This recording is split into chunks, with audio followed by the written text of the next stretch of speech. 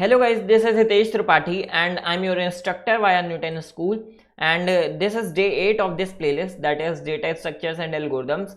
And in today's video we are going to learn everything about quicksort. Okay, so its implementation, its code in C++, how we can implement this, and what are its worst and best cases, everything. Okay, so before beginning this video, let's see what Newton School is. So basically Newton School is an e-learning platform in which they are providing you placement trainings. Okay, so what they do is they will provide you placement trainings by teaching you different programming languages, data structure and algorithms, and then front end and back end development both. And not only this, then they will also get you placed in these different companies in which they have tie-up with almost 300 companies of India. Okay, Lenskart, Xiaomi, Snapdeal, Teachment, and many more like this. And they will firstly train you for being a full stack developer, and then they will get you placed in these companies. Okay, so you just need to come to their website, that is newtonschool.co, and check their pay after placement program. Okay, under which you don't need to pay even a single penny until and unless you get placed in any of these companies. And the minimum CTC which they provide you is of 5 lakh, so it is the most amazing thing. Okay, so just come to their website and check their pay after placement program. Now second thing which I need to tell you about them is they have started a launchpad initiative these days. Okay, under which you can start learning for free. Yes, there are many courses for different things like programming languages, data structures and algorithms, core subjects, different core subjects of computer science, then you have system design courses and everything. Okay, like you just need to come to their website, sign up for free under their website. Okay, that is newtonschool.co, under launchpad initiative, sign up and you can just start learning for free. Pick any course, start learning, and you will also get a certificate after completion. And you can also do quizzes inside that. You can also code in Newton School IDE, and they are providing you a complete package for free. So just come to newtonschool.co, check their launchpad initiative and pay after placement program. Okay, now let's go to our today's video. And before that, let me tell you in short that if you haven't subscribed this channel, Code Kitchen Newton School, just go to YouTube and subscribe this channel. I am posting one video every day, and in this channel I have firstly taught you everything about C++ language, then STL in C++, that is map, asset, everything about STL. Okay, and now we have started already data structures and algorithms, in which we are firstly learning everything in searching and sorting under C++ or under computer science. Okay, so let's start with our day 8 video, that is quicksort. Okay, so firstly let me tell you in brief what is quicksort, which I have already done in previous videos, but I will tell you again what is quicksort. So as the name suggests, it is one of those sorting algorithms which provides us n log n time complexity. I have already told you this. Fine. Now how we can implement that, and what are its worst and best cases, I will tell you now. It is also a divide and conquer algorithm. Okay, so we know what is divide and conquer algorithms. I have already told you in mud sort video. Just go and check that video if you haven't known it. Okay, so now what we do in quicksort is, suppose you have some array. Okay, and in this elements are in random order.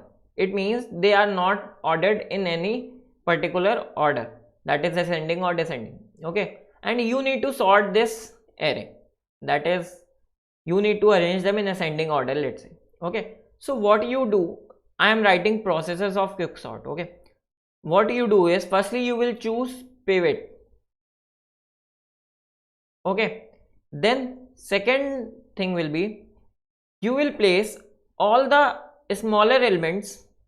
Okay, or you can say that you will place this pivot element at its right index, okay, in the array. Suppose this is your array and you chose pivot as last element of the array.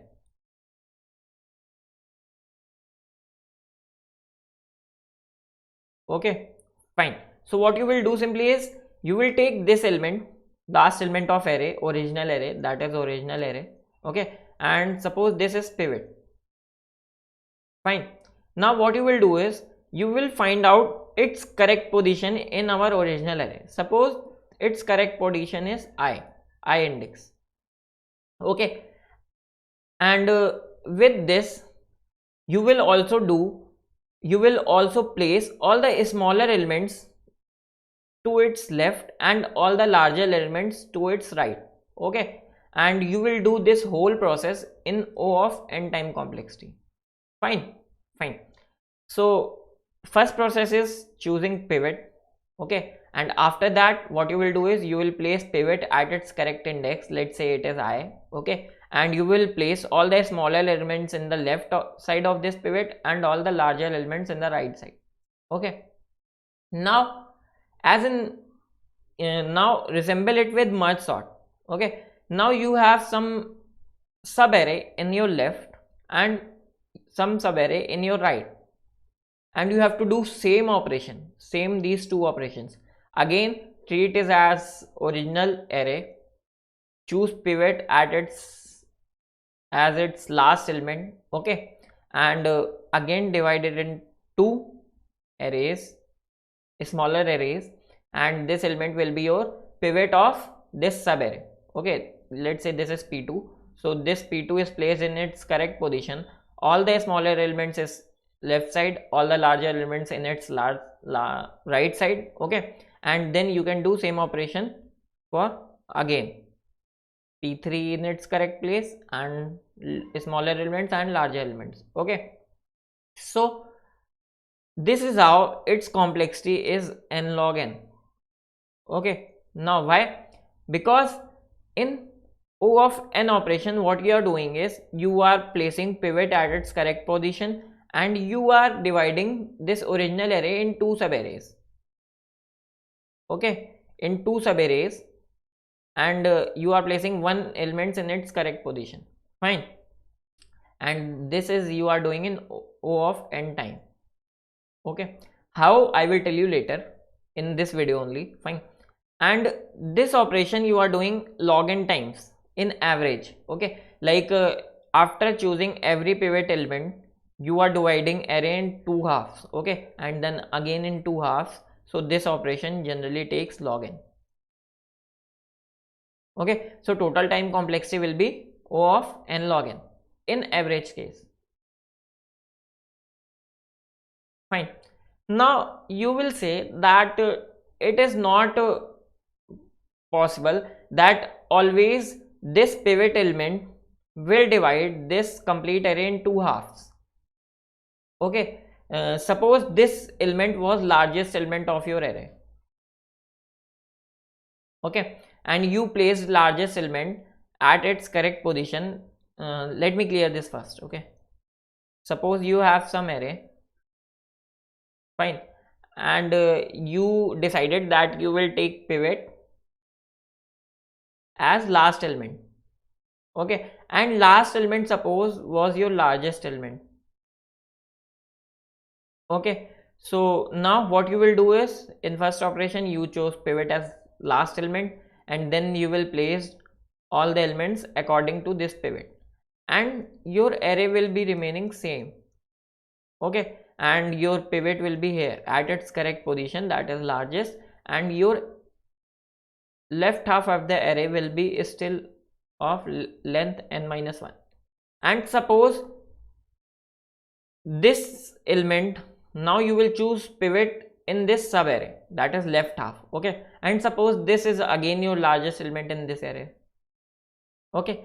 So now you will say that in every step what you are doing is you are in a particular order you are using n square approach, okay. In every iteration you are iterating n times, okay, and you are placing one element in its correct position and all other elements are remained itself, okay, themselves. So this approach will be n square in its some case, okay, when the array is already sorted, okay, array is already sorted and you are choosing last element, that is largest element, as pivot. So this quicksort algorithm will take n square approach, okay. So now for dealing this we have different options, okay. You can choose pivot in some 4 types, okay. First you can choose first element as pivot, first element of array, okay.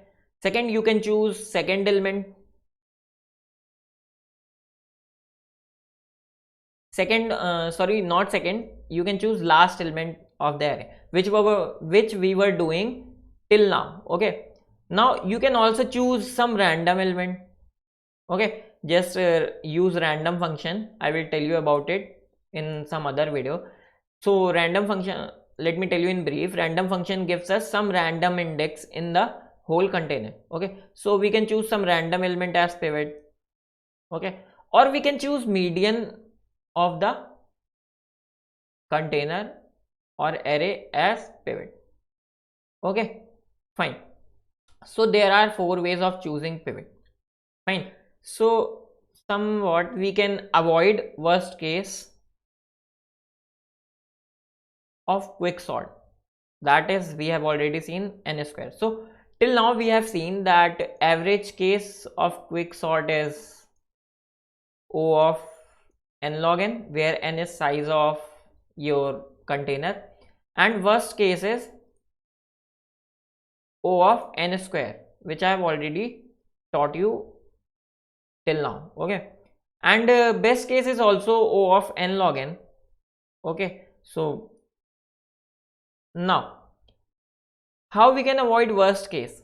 So we have 4 different choices of choosing pivot, but still after these 4 different choices also, it is not totally 100% confirmed, okay. It is not 100% confirmed that we are not going to choose largest element as our pivot, okay, or we are not going to do, or we are not going to go in worst case, okay. It is still possible that your median of array is every time coming largest element, okay, or your random, like it is computer and some in some way it has every time generated largest element, okay, or your first element, or your first element strategy that your array is arranged in decreasing order, or this strategy is your array is arranged in increasing order, okay. So after these 4 ways also, it is not confirmed that our worst case will be avoided 100% times, okay. So that's why for quick sort we have worst case of O of n square always, okay, and it is not improved till now, and average case we have is O of n log n, okay. So now we have known everything about quicksort, like how we can choose pivot, how we can implement it, okay. And today in this video we are going to use this method, and we will use last element, we will choose last element as pivot, and we will implement quicksort, okay, later in this video only. Now some more things that are why we still, since our merge sort, let me clear this first, okay. Since our merge sort has best and worst time complexities as n log n, okay, but still we prefer quick sort over merge sort, okay, but still we prefer quick sort over merge sort. Why? Because if you have known merge sort, or if you have seen my video, what we were doing is we were using an auxiliary array for merging 2 arrays, okay. So that auxiliary array will give us O of n extra space. Okay, but in quicksort we will not use any auxiliary array. Okay, so that's why we prefer quicksort over merge sort, because quicksort does not uses any auxiliary space or extra space, but merge sort uses it. Okay, and we can implement quicksort in some way, like using random pivot generator. Okay, which will almost like 99% going to avoid our worst case. Okay, so that's why we prefer quicksort over merge sort, but still it doesn't mean that it will avoid 100% worst case. Okay, so till now I have already told you everything about quicksort, and I have already told you why merge sort is less preferred over quicksort. Fine, now let's go to our coding part and see how we can implement quicksort. Okay, so I have already told you that we are going to use last element as pivot. Okay, now we were having two methods in quicksort. Okay, first was we were using pivot. Okay, we were using finding out pivot of every array. Okay, and in second we were placing pivot at its correct position. Okay, that is pivot element at its correct position, and all the smaller in left, all the larger in right. Okay, and we have to do this process for every subarrays. Okay, so we will use two functions, one for doing this and one our main quicksort function, which will do it for every partition. Okay, so let's go to our code. Fine. Okay, so first, this is our first function. Okay, that is partition, in which what we are doing is we are simply finding out pivot as our last element, and we will place everything in its position according to quicksort. Okay, fine. So here is this. I have choose, we have three things, that is first is array, second is low. Low is as our leftmost index of array, high is as rightmost index of array. Okay, and we have chosen pivot as rightmost index of array, that is last element. Okay, and in I what we have is we have leftmost index of array, that is low -1. Okay, since array is 0 indexed. Now what we will do is, let me tell you in brief what we are doing in this. Okay, suppose we have some array. Fine, and we have this element as pivot element. Okay, so what we will do is we will take I as 0. Okay, or low you can say. Fine, now we will iterate in this array. Okay, and we have to find out correct position of pivot. Fine, so that will be some index, let's say this. Okay, and we compared this element with pivot. If it is smaller, okay, so we will place it at ith index. Okay, and we will increase I by 1. Okay, so now what we have is we have first element as element is smaller than pivot. Okay, and now my iterator I is at this position.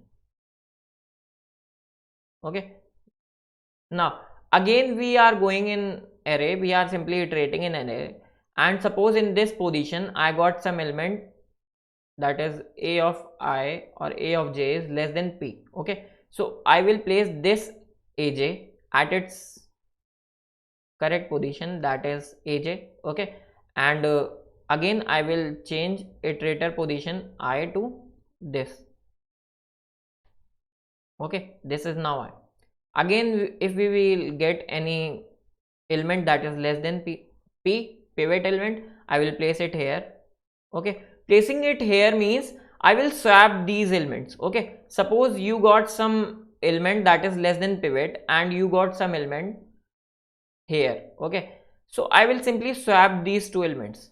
Okay, so in this way I will get all the elements smaller than pivot in this left half of the array. Okay, and the last index after doing this whole operation will be our pivot index. Why? Because now all the elements less than pivot are at its left half. Okay, so now this index can be, last element I can be our pivot index. Fine. So the same thing we are doing here. I took iterator I in leftmost index, and now I have begun iterating from index low towards high minus 1, because high index is already our pivot index and we are not going to check that. Okay, if current element is smaller than pivot, I will increase my iterator I and I will swap these two elements, that is a array of I and array of j. Okay, and at the end we will get index of pivot and I will simply swap it again, pivot and array of I. Okay, so now array of I, that was our pivot element, is at its correct position, that is I plus 1. Okay, and by partition function I will return pivot index. Why? Because after placing pivot at its correct index, what we have to do is, suppose this was our array, original array, and I placed pivot at this index. Okay, that is I plus 1. Now I have to do same thing for this half, that is from low index to I minus 1 index, and for this half, that is from I plus 1 index to high. Okay, same operation. So now we have our partition function, and now let's go to our main quicksort thing. Okay,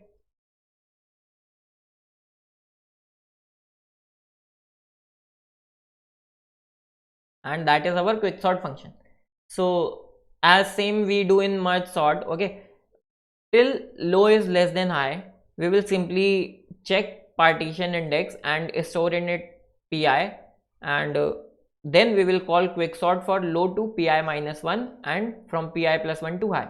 Okay, and it will call again and again recursively till our size of subarray becomes 1. Okay, so low is equals to high. Fine. So now I have told you everything about quicksort. If you still have any doubt, you can ask in comment section again. Okay, and if you haven't checked this newtonschool.co website and their launchpad and pay after placement program, just come to their website and check both of these programs. If you want to prepare for placement, just go for pay after placement program, and if you want everything for free, like learning for free, so just go to launchpad initiative, sign up and start learning for free. And again, subscribe this Code Kitchen Newton School YouTube channel, where I am posting one video every day to complete my data structures and C++ as soon as possible. Thank you guys for watching.